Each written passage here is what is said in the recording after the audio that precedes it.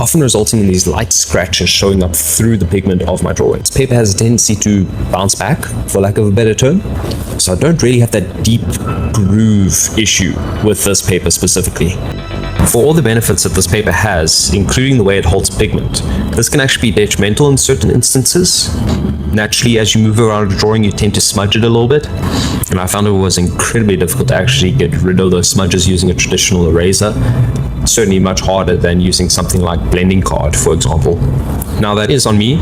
If I planned out the drawing better, I could have worked my way across the drawing in such a way that my hand wouldn't have gone over any pigmented areas, causing any smudging.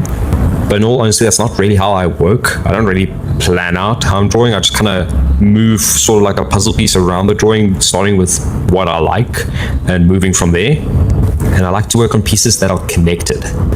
Since I'm working on the drawing over several days, even weeks to months at times, this helps with the feeling of cohesion and getting the colors right and the colors to match.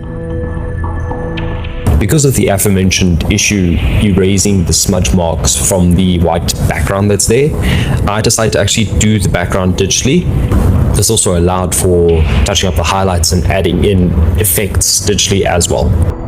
Overall, I'm extremely happy with how this piece came out, and very satisfied to say the least. This is by far the longest I've taken to do a drawing, partly due to the fact that color pencils as a medium just take forever, and partly because dealing with a now 1-year-old is a handful in its own right.